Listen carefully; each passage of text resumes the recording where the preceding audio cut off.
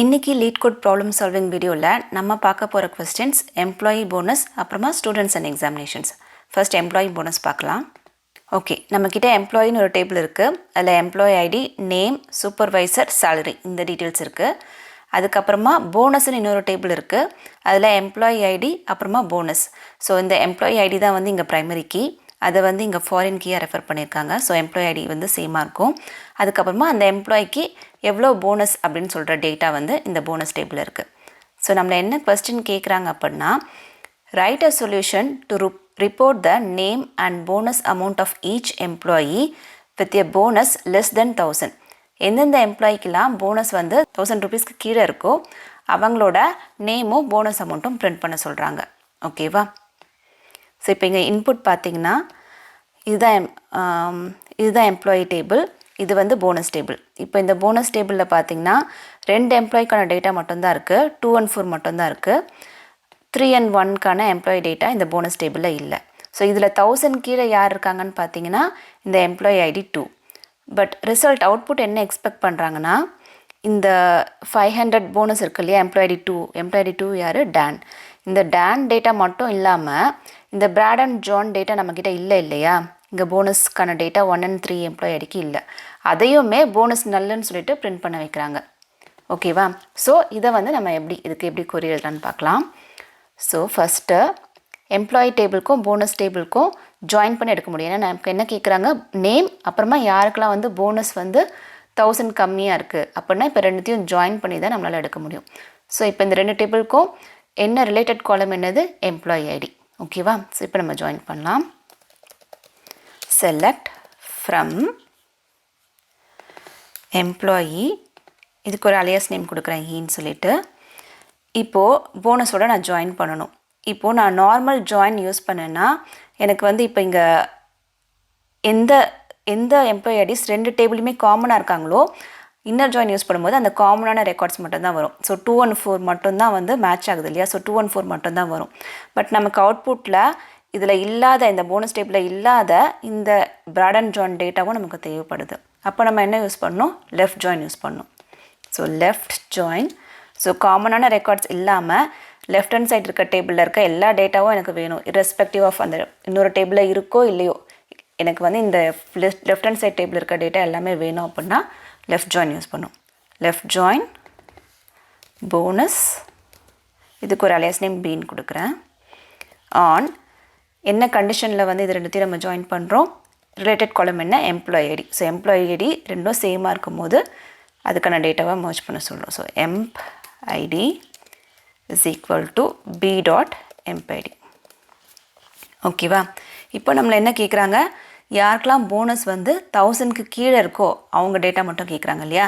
So where கண்டிஷனில் bonus டேபிளில் B dot bonus வந்து லெஸ் தென் 1000 இருக்கும். ஸோ என்னென்ன கேட்குறாங்க நமக்கு? எம்ப்ளாயி நேமும், எம்ப்ளாயி டேபிள்லேருந்து எம்ப்ளாயி நேம், அப்புறமா போனஸ் டேபிள்லேருந்து போனஸ். கரெக்டாக? இப்போ நான் இதை எக்ஸிக்யூட் பண்ணுறேன், நமக்கு ஒரு எரர் வரும், நான் சொல்கிறேன்.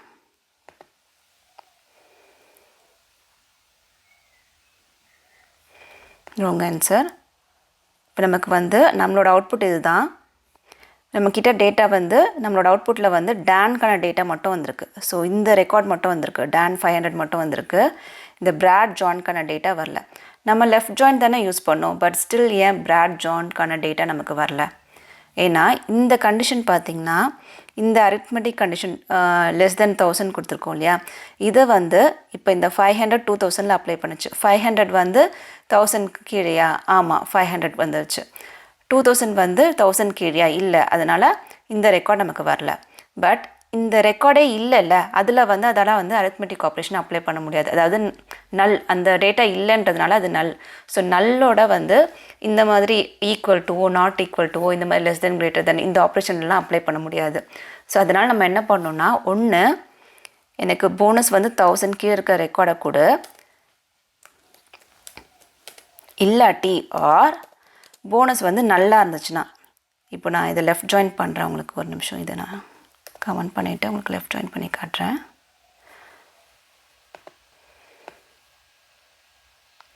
ஸோ ஒன்று எனக்கு வந்து 1000 கம்மியாக இருக்க ரெக்கார்டு எனக்கு வேணும், இல்லாட்டி போனஸ் வந்து நல்லா இருக்க ரெக்கார்ட்ஸ். ஸோ இந்த 2 ரெக்கார்டு வந்து போனஸ் டேபிளில் இல்லை இல்லையா, ஸோ போனஸ் நல்லா இருக்க ரெக்கார்ட்ஸ் எனக்கு கொடுன்னு நான் சொல்கிறேன். So where bonus is less than 1000 or bonus is null, இது கொடுத்திங்கன்னா நல்லா இருக்க இந்த ரெக்கார்ட்ஸை நமக்கு வரும். ஸோ இதை எக்ஸிக்யூட் பண்ணேன்னா எனக்கு ரிசல்ட் ஓகே ஆகிடுச்சு. என்னோடய ரிசல்ட்டும் எக்ஸ்பெக்டட் ரிசல்ட்டும் மேட்ச் ஆகிடுச்சு. ஒன்று இப்படி பண்ணலாம், இல்லாட்டி இஸ் நல்னு ஒரு ஃபங்க்ஷன் இருக்குது. இஸ் நல் ஃபங்க்ஷன் எப்படி யூஸ் பண்ணணும்னா, இஸ் நல் இந்த ஃபர்ஸ்ட் பேராமீட்டர் எடுத்துக்கும். இந்த பி டாட் போனஸ் வந்து நல்லா இருந்துச்சு அப்படின்னா 0வை சப்ஸ்டியூட் பண்ணிக்கோன்னு நான் சொல்கிறேன். அந்த நல்லுன்ற இடத்துல நல்லுக்கு பதிலாக 0வை சப்ஸ்டியூட் பண்ணிக்கோ. இந்த போனஸ் நல்லா இருந்தால் மட்டும் 0வை சப்ஸ்டியூட் பண்ணிக்கோ. அப்படி நல்லா இல்லை அப்படின்னா அந்த போனஸ் வேல்யூவே எடுத்துக்கோ அப்படின்னு நான் சொல்கிறேன். இப்படி கொடுத்து லெஸ் தென் 1000 கொடுத்தேன்னா நல்லா இருக்க இடத்துலலாம் இது 0வை சப்ஸ்டியூட் பண்ணிவிட்டு ஸோ 0 லெஸ் தென் 1000 ஆமாம் அப்படின்னு சொல்லிட்டு அந்த ரெக்கார்டையும் கொண்டு வரும். இப்போ நான் எக்ஸிக்யூட் பண்ணேன்னா இதுவும் எனக்கு வந்து அக்செப்ட் ஆகிட்டு எனக்கு வந்து சேம் ரிசல்ட்ஸ் தான் வந்திருக்கு. ஓகேவா? ஸோ இது 2 விதமாக நீங்கள் வந்து இந்த அப்ரோச் பண்ணலாம். ஸோ நம்ம நெக்ஸ்ட் கொஸ்டின் போகலாம். இப்போது அடுத்த கொஸ்டின் ஸ்டூடெண்ட்ஸ் அண்ட் எக்ஸாமினேஷன்ஸ். இது கொஞ்சம் ட்ரிக்கியான கொஸ்டின் தான், ஃபுல்லாக ஸ்கிப் பண்ணாமல் பாருங்கள், நான் ஸ்டெப் பை ஸ்டெப் எக்ஸ்பிளைன் பண்ணுறேன். நம்மக்கிட்ட ஸ்டூடெண்ட்ஸ்னு ஒரு டேபிள் இருக்குது, அதில் ஸ்டூடெண்ட் ஐடி ஸ்டூடெண்ட் நேம் இருக்குது. ஸ்டூடெண்ட் ஐடி தான் வந்து ப்ரைமரி கீ இந்த டேபிளில். அப்புறமா சப்ஜெக்ட்ஸ்னு ஒரு டேபிள் இருக்குது, அதில் வெறும் சப்ஜெக்ட் நேம் மட்டும் இருக்குது அந்த டேபிளில். இந்த எக்ஸாமினேஷன் டேபிளில் ஸ்டூடெண்ட் ஐடியும் ஸ்டூடெண்ட் நேமும் இருக்குது. இந்த டேபிளில் எந்த ப்ரைமரி கீயும் கிடையாது. Each student from the students table takes every course from the subjects table. Each row of this table indicates that a student with student ID attended the exam of subject name. So ஒவ்வொரு ஸ்டூடெண்ட்டும் வந்து student table இருக்க ஒவ்வொரு ஸ்டூடெண்ட்டும் எல்லா சப்ஜெக்ட்ஸோடையும் இந்த table இருக்க எல்லா சப்ஜெக்ட்ஸோடையும் வந்து course எடுக்கிறாங்க. பட் எத்தனை வாட்டி எந்தெந்த எக்ஸாமை வந்து எழுதியிருக்காங்க, எந்தெந்த சப்ஜெக்ட்கான எக்ஸாமை இந்த ஸ்டூடெண்ட்ஸ் எழுதியிருக்காங்க அப்படிங்கிற டீட்டெயில்ஸ் வந்து இந்த எக்ஸாமினேஷன் டேபிளில் இருக்குது. இப்போ இந்த இன்புட் டேட்டா பார்த்திங்கன்னா, இப்போ இந்த 4 ஸ்டூடெண்ட்ஸ் இருக்காங்க. சப்ஜெக்ட் வந்து மேக்ஸு, ஃபிசிக்ஸு, ப்ரோக்ராமிங் இருக்குது. ப்ளஸ் எந்தெந்த ஸ்டூடெண்ட் வந்து என்னென்ன சப்ஜெக்ட்கான எக்ஸாம் வந்து அட்டன் பண்ணியிருக்காங்கிற டேட்டா வந்து இதில் இருக்குது. இப்போது இந்த ஸ்டூடெண்ட் 1 பார்த்திங்கன்னா மேக்ஸே வந்து 1 2 3 வாட்டி எழுதியிருக்காங்க. ஓகேவா? ஃபிசிக்ஸ் வந்து 2 வாட்டி, ப்ரோக்ராமிங் 1 வாட்டி எழுதியிருக்காங்க. ஸோ அந்த மாதிரி ஒவ்வொரு ஸ்டூடெண்ட்க்கும் வந்து என்னென்ன எக்ஸாமை எத்தனை வாட்டி எழுதியிருக்காங்க அப்படிங்கிற டேட்டா வந்து கேட்குறாங்க. ஸோ இப்போ பார்த்தீங்கன்னா அட்லீஸ்ட் ஸ்டூடெண்ட் 1 வந்து மேக்ஸை 3 வாட்டி, ஸ்டூடெண்ட் 1 வந்து ஃபிசிக்ஸ் வந்து 2 வாட்டி, ப்ரோக்ராமிங் 1 வாட்டி எக்ஸாம் எழுதியிருக்காங்க. அந்த மாதிரி ஒவ்வொரு ஸ்டூடெண்ட்டும் வந்து ஒவ்வொரு எக்ஸாமும் எத்தனை வாட்டி எழுதியிருக்காங்க அப்படிங்கிற டேட்டா வந்து கேட்குறாங்க. ஓகேவா? ஸோ அவுட்புட் இந்த மாதிரி தான் இருக்கணும். Student ID, student name, subject name, attended exams, எத்தனை வாட்டி இந்த எக்ஸாமை எழுதியிருக்காங்க அப்படிங்கிற டேட்டா வந்து ரிசல்ட்டில் கேட்குறாங்க. இப்போது இதுக்கு நம்ம query எப்படி எழுதலாம்? Select from students yes.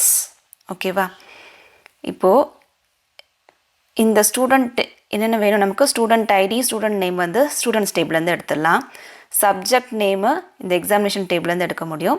எத்தனை வாட்டி எழுதியிருக்காங்கன்றதை வந்து இந்த ஸ்டூடெண்ட் டேபிளையும் எக்ஸாமினேஷன் டேபிளையும் ஜாயின் பண்ண நமக்கு கிடைக்கும். ஓகேவா? ஸோ நான் என்ன பண்ணுறேன், ஸ்டூடெண்ட் லெஃப்ட் ஜாயின். ஸோ அந்த ஸ்டூடெண்ட் அந்த எழுதலைனாலும் அந்த ஸ்டூடெண்ட்கான டேட்டா எனக்கு வேணுன்றதுக்காக நான் லெஃப்ட் ஜாயின் யூஸ் பண்ணுறேன். லெஃப்ட் ஜாயின் எக்ஸாமினேஷன்ஸ் ஃபர்ஸ்ட் நான் கொடுக்குறேன். இப்போ இந்த ஸ்டூடெண்ட் டேபிளுக்கும் எக்ஸாமினேஷன் டேபிளுக்கும் ரிலேட்டடான காலம் என்னது? Student ID. So on s dot student ID is equal to e dot student ID. ஓகேவா? இப்போ என்னென்ன வேணும்? ஸ்டூடெண்ட் ஐடி வேணும், ஸ்டூடெண்ட்டோட நேம் வேணும்,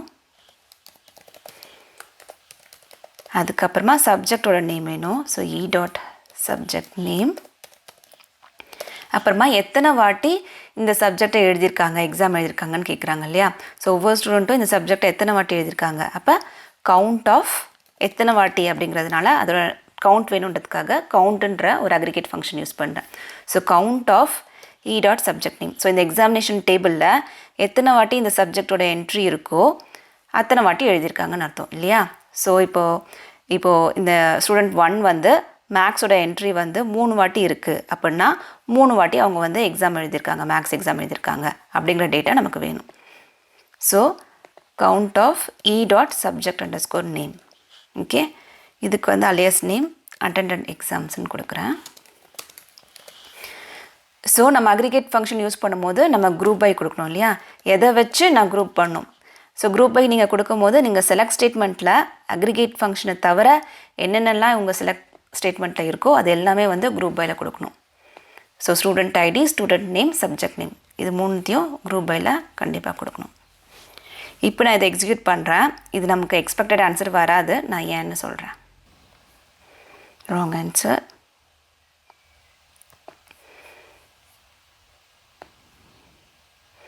ஓகே, இப்போது அவுட்புட், நம்மளோட அவுட்புட் இது தான். பட் எக்ஸ்பெக்டட் அவுட்புட் பார்த்திங்கன்னா இன்னும் நிறைய இருக்குது. என்ன பிரச்சனைன்னு பார்த்திங்கன்னா, இங்கே பாப் வந்து ஃபிசிக்ஸ் எக்ஸாம் எழுதவே இல்லை, 0. அதே மாதிரி அலெக்ஸ் வந்து மேக்ஸ் எக்ஸாம் எழுதுனதே கிடையாது, ஒரு வாட்டி கூட எழுதுனது கிடையாது. அதே மாதிரி ஃபிசிக்ஸ் ப்ரோக்ராமிங்கும் வந்து ஒரு வாட்டியும் எழுதுனது கிடையாது.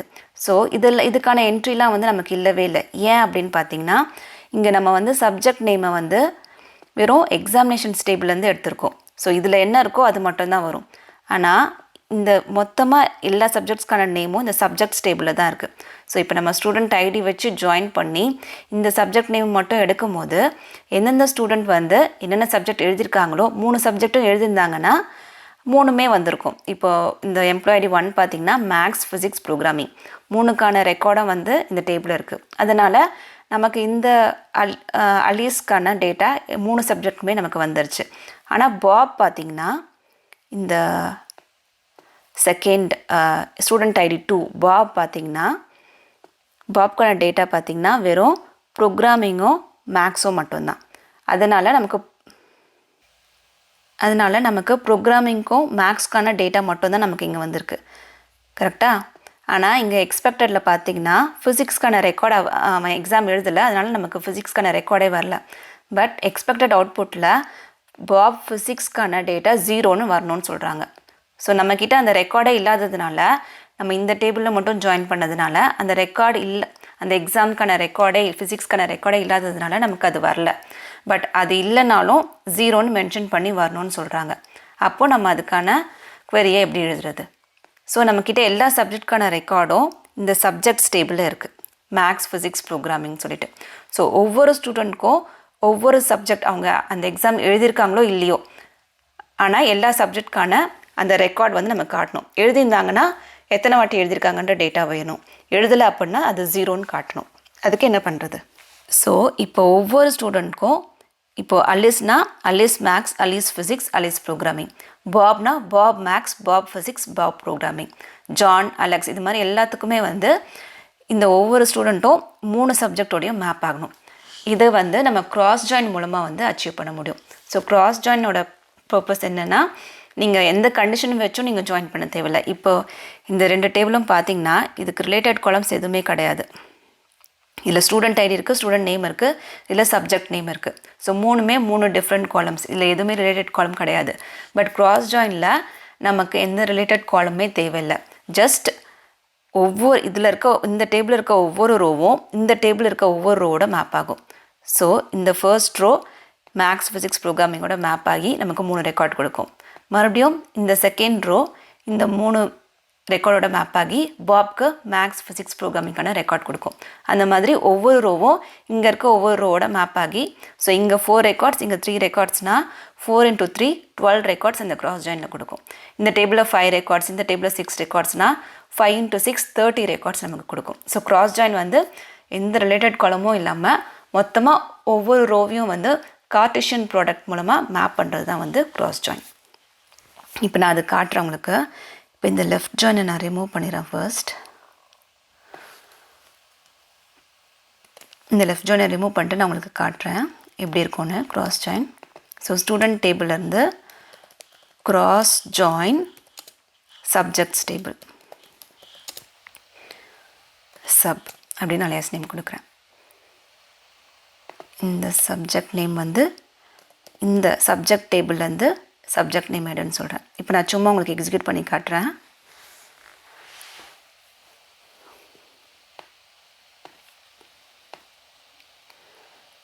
இப்போ பார்த்தீங்கன்னா ஒவ்வொரு ரெக்கார்டும் மேக்ஸ் ஃபுல்லாக அலீஸ், ஜாப், ஜான், அலெக்ஸ் இந்த ஸ்டூடெண்ட் டேபிள் ஒவ்வொரு ஸ்டூடெண்ட்க்கும் மேக்ஸோட மேப்பாக இருக்குது. அடுத்து எல்லா ஸ்டூடெண்ட்ஸும் ஃபிசிக்ஸோட மேப்பாக இருக்குது. அதுக்கப்புறமா எல்லா ஸ்டூடெண்ட்ஸும் ப்ரோக்ராமிங்கோட மேப்பாக இருக்குது. ஸோ இதுதான் வந்து கார்ட்டீசியன் ப்ராடக்ட். மொத்தமாக 12 ரெக்கார்ட்ஸ் வந்திருக்கு பாருங்கள். ஸோ இப்போ இதை க்ராஸ் ஜாயின் பண்ணிவிட்டு இதுக்கப்புறம் நான் லெஃப்ட் ஜாயின் கொடுக்குறேன். ஸோ இப்போ என்கிட்ட ஒவ்வொரு ஸ்டூடெண்ட்ஸ்க்கும் அவங்க எக்ஸாம் எழுதினாங்களோ இல்லையோ எனக்கு இந்த க்ராஸ் ஜாயின் பண்ணதுனால எல்லாத்துக்குமே ஒரு என்ட்ரி வந்துடுச்சு. அந்த ஸ்டூடெண்ட் ஒவ்வொரு சப்ஜெக்டோட மேப்பாக இருக்க அந்த டேட்டா வந்துடுச்சு. ஸோ பாப் வந்து ஃபிசிக்ஸ் அட்டன் பண்ணவே இல்லை, பட் ஸ்டில் பாப் ஃபிசிக்ஸ்க்கான ரெக்கார்டு நமக்கு வந்து இந்த க்ராஸ் ஜாயின் மூலமாக வந்துடுச்சு. ஓகேவா? இதுக்கப்புறம் நான் லெஃப்ட் ஜாயின் போட்டு இந்த எக்ஸாமினேஷன் டேபிளோட ஜாயின் பண்ணுறேன். இப்போது நான் ஜாயின் பண்ணும்போது எந்த சப்ஜெக்ட்கான ரெக்கார்டு எக்ஸாமினேஷன் ரெக்கார்டு எனக்கு வேணும், ஸ்டூடெண்ட் ஐடியை மட்டும் மேட்ச் பண்ணாமல் இப்போ நமக்கு சப்ஜெக்டும் இருக்கிறதுனால சப்ஜெக்டோடையும் நான் ஜாயின் பண்ணணும். அப்போ தான் அந்த சப்ஜெக்டோட இது கரெக்டாக அந்த ஸ்டூடெண்ட்க்கு அந்த சப்ஜெக்டோட இது கரெக்டாக மேப் ஆகும், இல்லாட்டி டூப்ளிகேட்ஸ் வரும். So and sub dot subject name is equal to e dot subject name. ஓகேவா? இப்போது இந்த group பைலையும் sub dot subject name. அப்புறமா நமக்கு அந்த கவுண்டில் வந்து எக்ஸாமினேஷன் டேபிள் இருக்க சப்ஜெக்ட் தான் எனக்கு வேணும் இல்லையா? ஸோ அதனால் இ டாட் சப்ஜெக்ட் நேம் கொடுக்கணும் கவுண்டில். ஏன்னா எத்தனை வாட்டி எக்ஸாம் எழுதியிருக்காங்கன்றது எக்ஸாமினேஷன் டேபிளில் தான் இருக்குது. இப்போ குரூப் பண்ணியிருக்கேன்.